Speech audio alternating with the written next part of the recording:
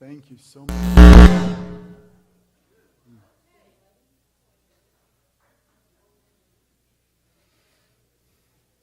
That was beautiful.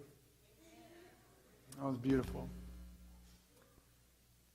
I want to invite you to just listen and watch a clip about our story for this morning. And allow that clip to work its way into your heart.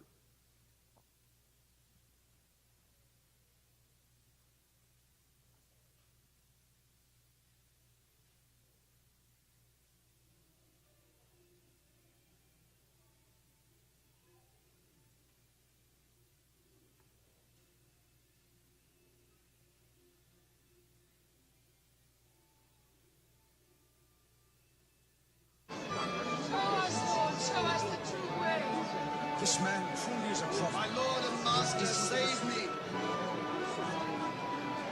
Hey,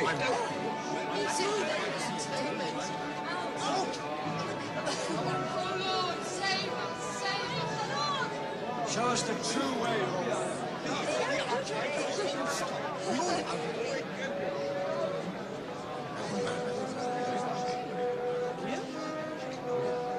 That's the tax collector. Hurry down, Zacchaeus, for I must stay in your house today. My house? I want to stay in his house.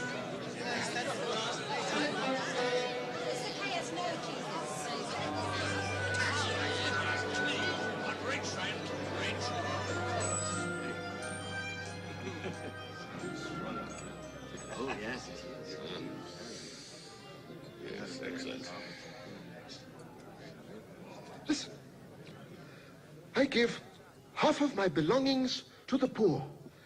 And if I have cheated anyone, I will pay him back 4 times as much.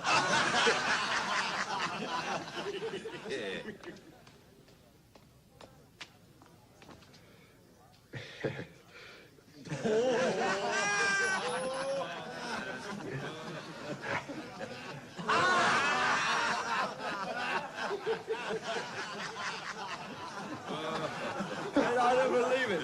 A tax collector paying back his taxes.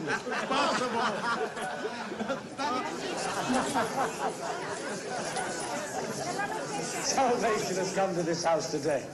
For this man also is a descendant of Abraham. The Son of Man came to seek and to save the lost.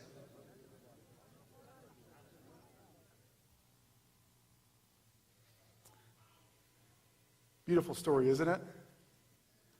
Beautiful story. Where do you fit in that story?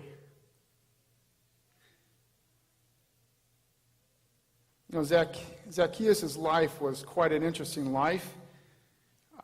He was someone that was not at all appreciated.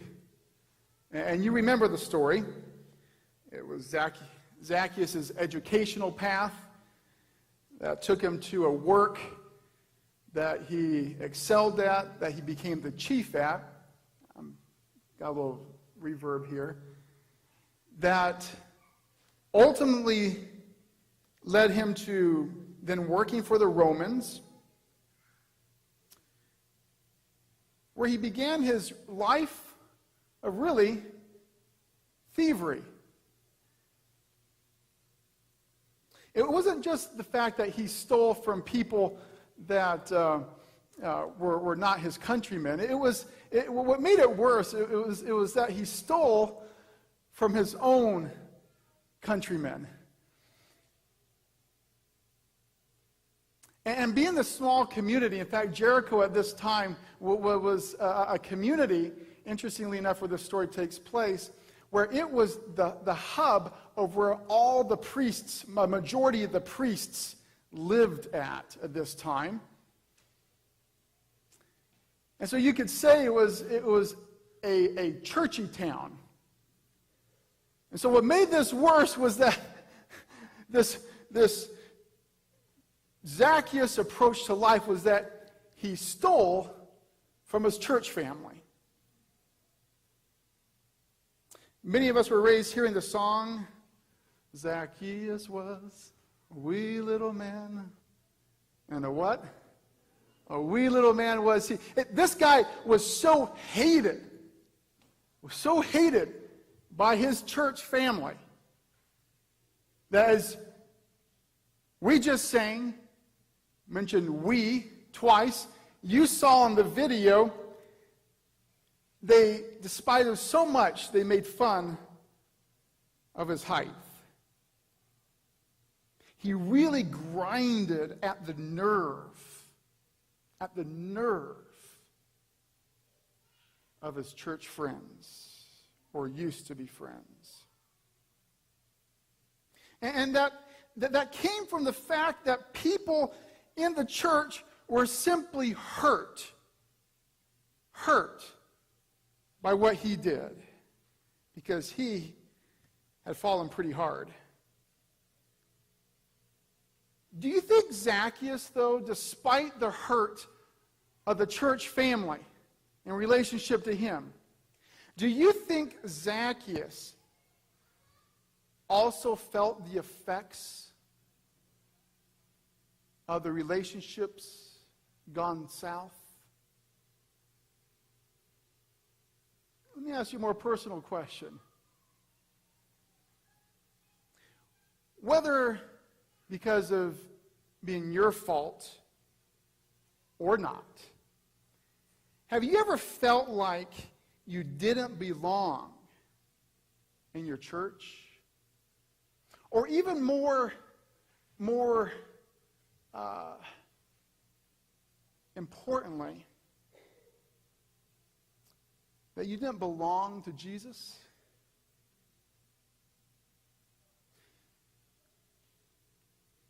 You know, I had an interesting incident that happened to me on my first district.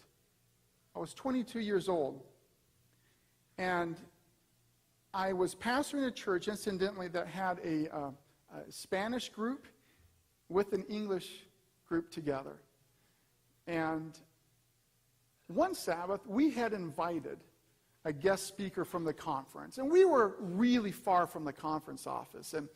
And we invited this guest speaker to come, and being the young 22-year-old pastor that I was nervously excited. You know, I wanted to put my best foot forward, and so I met the pastor there at the door. I greeted him. I introduced him to people as they came to church, and I tried my best to make him feel at home. The service went incredibly well. He preached a wonderful sermon. But then, as we walked out of church, and I sat down with him, waiting for potluck, that's when everything came unhinged. Now, this is unique to tell, but it's even tougher maybe to believe. But there were two brothers that were a part of this church family. And one brother had not seen the younger brother in a long time. In fact, they had been at odds with each other. Well, I'm sitting down with this pastor, waiting for the meal to be served, and just trying to be hospitable. And this older brother I see at the corner of my eye in the fellowship hall, he grabs his younger brother by the neck. And this was not a friendly hug. This was a choke hold. He grabs him like this, and I glance, and I do a double take, and I just stop in complete surprise. I mean, I'm in shock. He has him by the neck, and he's not letting go. I look at my guest, and I'm thinking, wow, this is not how I planned this Sabbath, Robert. This is not good. I look back again, he had not let go. I looked around real briefly. Everybody was doing what I was doing. They were starting to watch, but nobody was doing anything. So I thought to myself, well, enough for being pastoral. Here we go. So I run to where the older brother, by this time, had dragged his younger brother by a chokehold to the other side of the fellowship hall.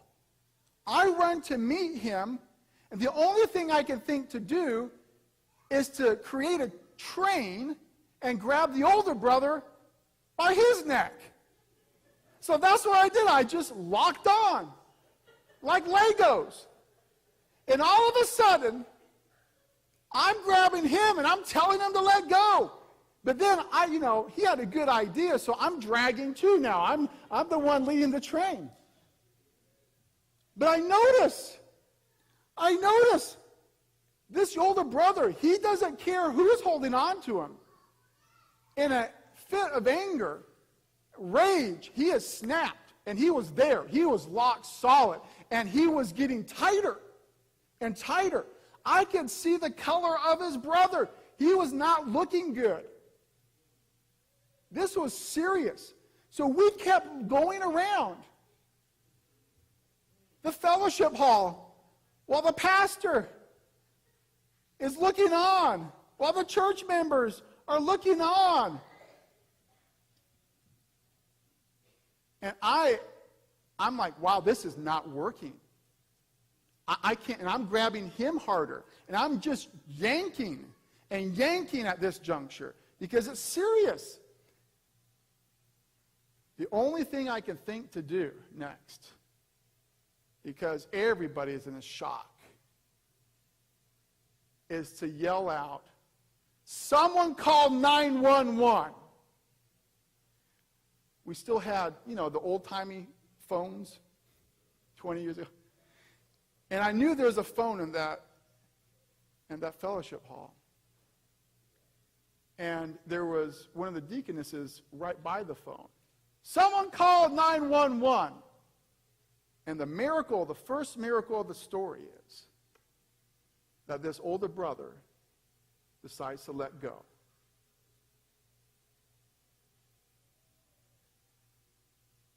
Now,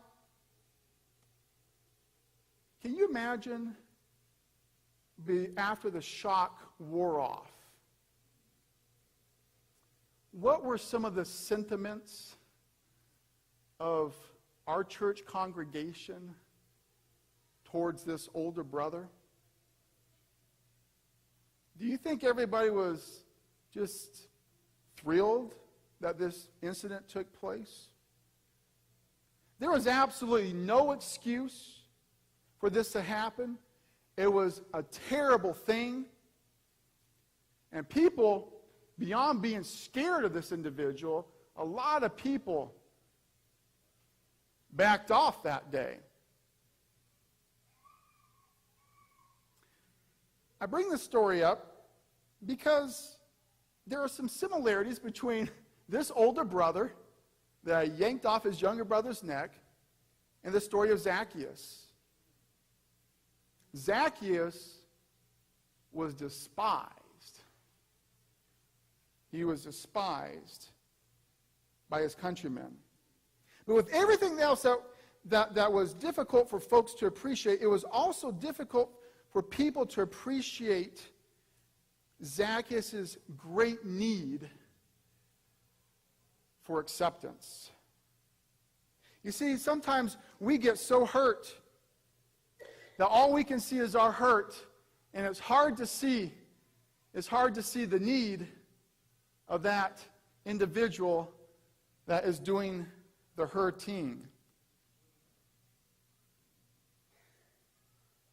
Now, what would you have done? What would you have done with that oldest son the next week if you were the pastor or you were the head elder? What would you have done in relationship to this guy that disrupted the whole church congregation, created fear, right? And then, much less getting along with his younger brother. There was a ministry to that younger brother, and we had that younger brother covered. But what do you do when someone has hurt the church so much? Zacchaeus, this particular day, he encountered a crowd, and that crowd was not just thick. And he couldn't get through that crowd just because it was thick and because there was so many people wanting to see Jesus. Let me tell you, he couldn't get that crowd because people didn't want him to get through that crowd. They were elbowing him and everything.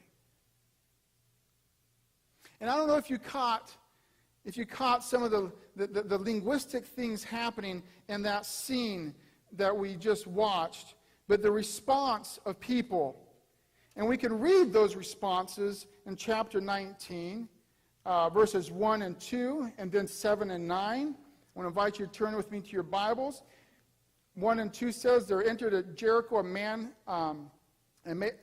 Jesus entered Jericho and made his way through the town. There was a man there named Zacchaeus. He was the chief tax collector in the region, and he had become very rich. So there's already a hint, right, that we've already described, that he was a chief tax collector. He had become rich. How did he become rich? In part because of his dishonest gain over his own church family.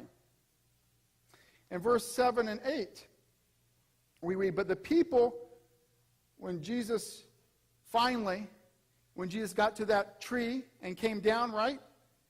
We're jumping near to the end. But it says, but the people were displeased. He has gone, Jesus, to be the guest of a notorious sinner? They grumbled.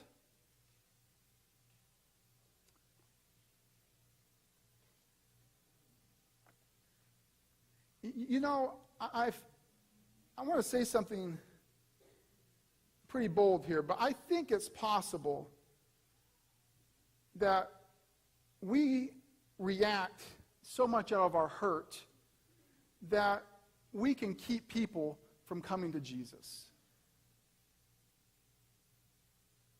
And is it possible that there are times when the church owes people who are on their journey back to him an apology?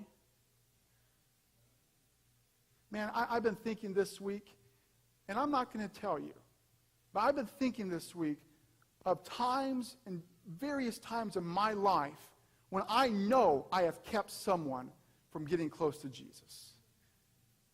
And let me tell you, when you reflect on it, it's sickening. It breaks your heart to think that because of my hurt, because of my pain, because of how I wasn't treated right, that I also kept someone from getting close to him. You ever been there?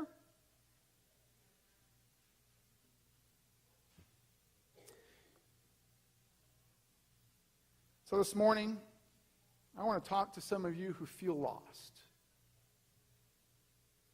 That you haven't felt accepted by people, but you're working your way to Jesus, who does and will accept. And that is this. On behalf of the church, on behalf of that one person, whether you're watching now or we're just here in the sanctuary today, on behalf of that incident that took place where someone kept you from seeing Jesus, I'm sorry. And I think that we say that collectively. Because the last thing the church was to be a place where people did not feel comfortable bringing their ugly side to. You know, there's a lot more we can learn about this story.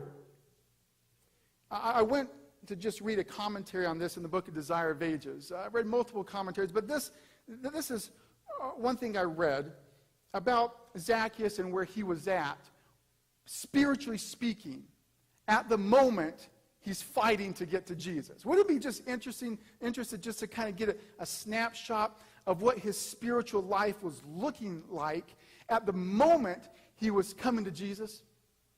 Desire of Ages says this: the report of the one who had borne himself with kindness and courtesy toward the prescribed classes has spread far and wide. She's describing Jesus. The report of Jesus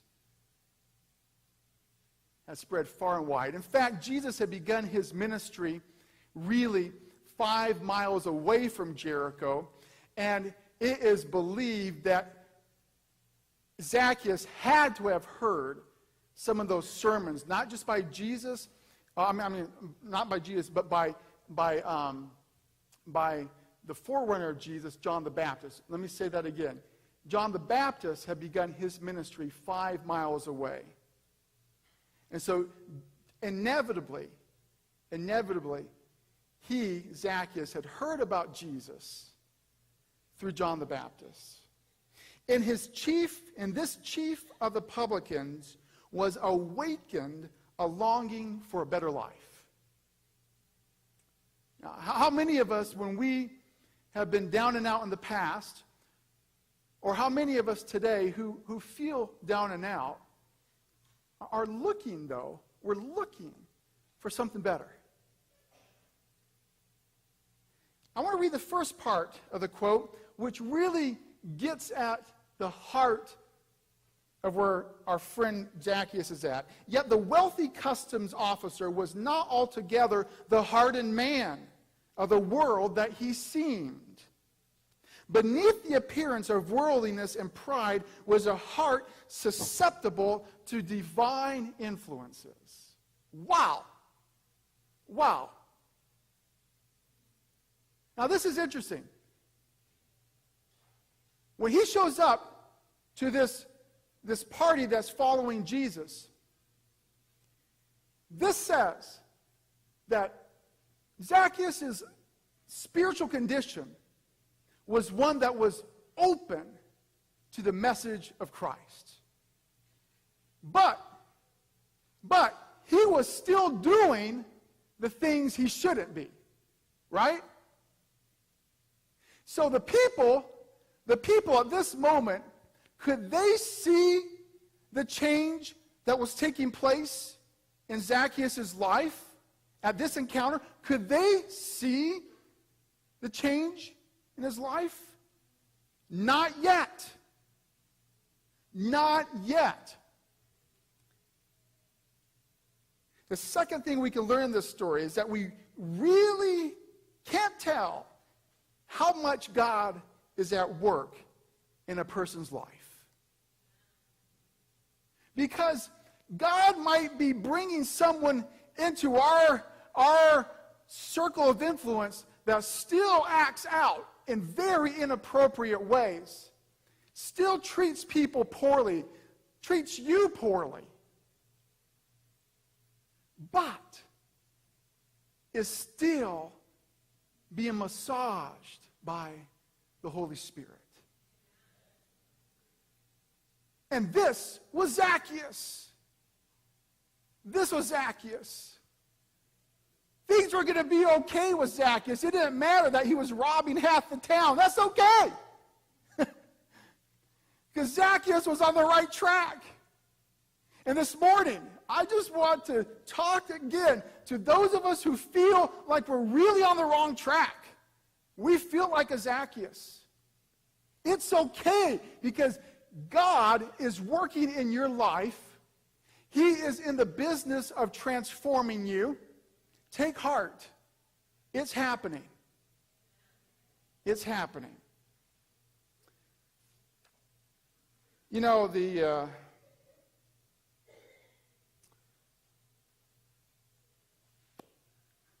story that next Sunday, I knew what I had to do after that Sabbath incident. I also knew that incident would go all over the conference too, and it did. It was quite a story. And by next week camp meeting, the conference president, when I came up and shook the conference president, says, "Oh, Ray, so I heard you had quite an eventful Sabbath last week. We heard in our worship thoughts the conference office. I said, wow, news travels fast. But you know what? The best news did not travel far enough. Because you know what the best news was? I had an elder. Oh, did I have an elder. He was 70 years old, had been the head elder of this church for 20 years, and really, he was the real pastor of the church. I was the intern under him. But I said, hey, let's go and visit so-and-so, the older brother. And he said, right on, Ray, let's do it.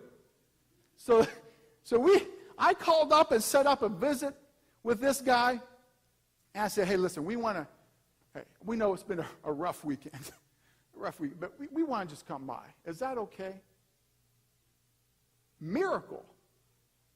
He said yes. We showed up at his house, and it's far out in the boondocks in the middle of nowhere. Walk into his home with him and his wife. And you can imagine how embarrassed and how bad this guy felt. But we just sat down, and we were just with him. And we assured him that we still wanted him back in our church. And guess what? Next week, he was sitting in church with his wife.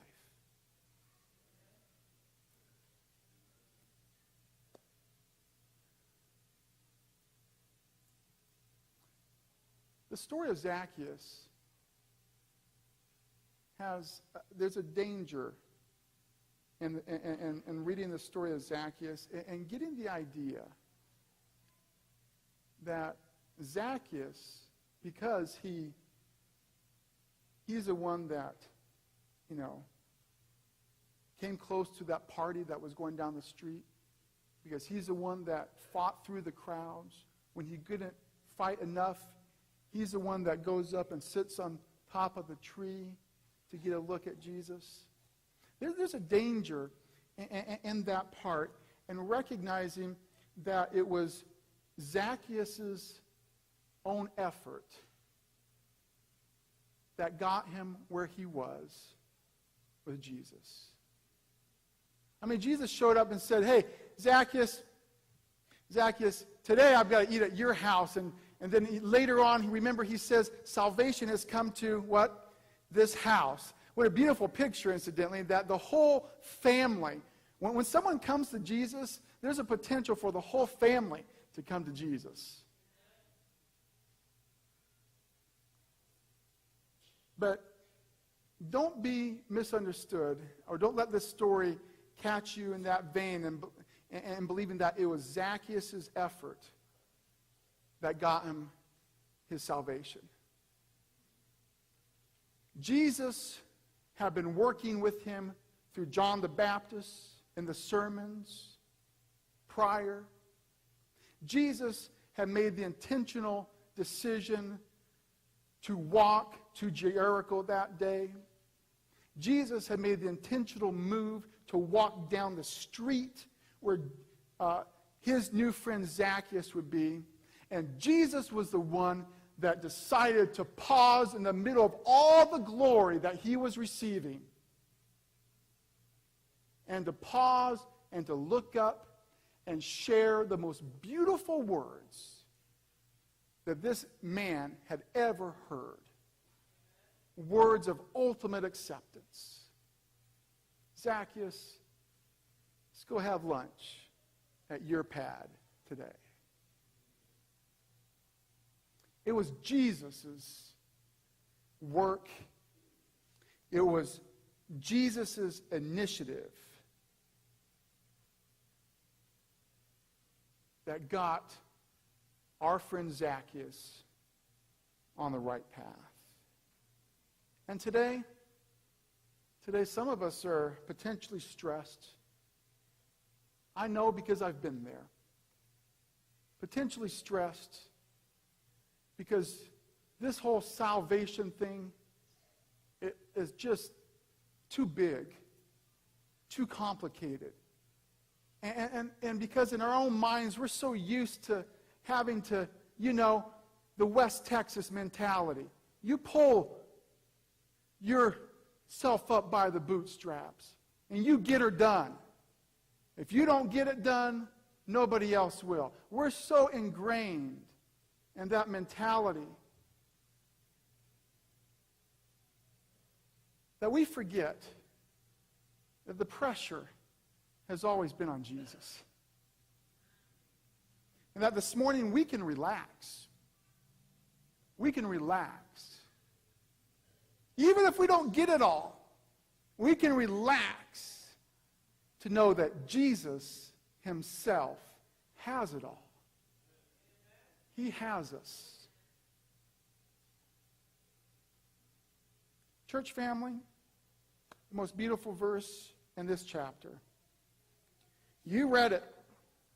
You read it. It says in verse 10, "For the Son of Man came to seek and to save the lost." He came to do two things: seek and to save. Seek and to save. If Jesus was obsessed about one thing in life, it was you and me. If he was obsessed with anything at all, it was the salvation of mankind. And that's why, as our Chell brought up so nicely this morning, that he sent his son, right? Jesus came down. He came down to die, to pay for what you did and for what I've done, so that we can experience not just forgiveness, but we can experience freedom. Freedom from the guilt, from the shame that we've been lugging along for so long. And this is a message.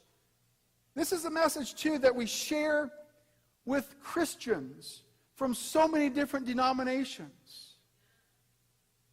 We're not the only ones that believe that Jesus came to die for us, to give us hope.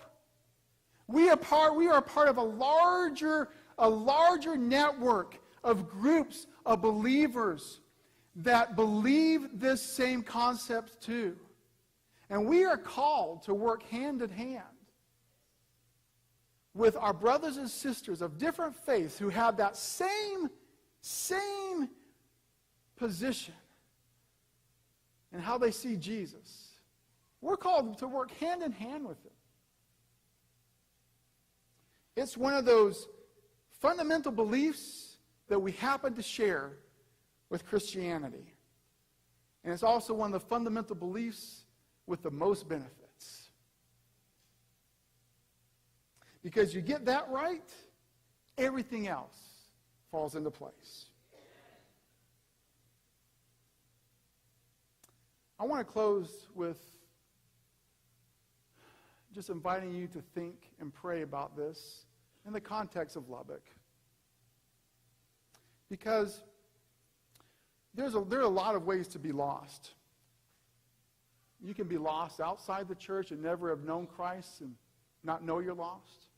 You can be lost inside the church and never be able somehow to receive what Jesus has done for you, right? You can be lost a lot of different ways. I want to invite us to think about, as I invite Benjamin up to sing, I want to invite us to think about our community, particularly the community that God has already entrusted us to. And that is the community of believers that are officially a part of our church family. But for whatever reason, they're not here this morning. They're not here this morning. And who knows? Maybe there's a Zacchaeus among them that feels too lost to be received well among us. I don't know. I don't know what their stories are. But they've been on my heart. And I want to invite you to also take them into your heart if they're not already there. You know, I think also about the ministry here of our college ministry opportunities. I mean, there's endless opportunities. You know, I was talking to a friend, my best friend, who lives in San Antonio, who's pastoring. And we got on the phone this week, and he said, Ray, guess what? I know 3 students of ours, or that we know of, I have acquaintance with, that are coming up to Texas Tech. And man, I said, Mark, my friend, said to the father, listen, give me their names, you know. We want to follow up and engage with these students that they are moving and starting life all over in Lubbock, you know. And I said, and I couldn't help but say, yeah, did you get them? Do you have their names for me? He said, no, I'm still, you know, we had one conversation. I'm still trying to track him down. But do you know how many young adults that come to Lubbock just to get lost?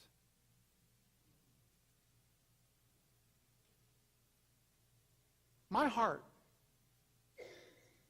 goes out to these young adults who face so many challenges today.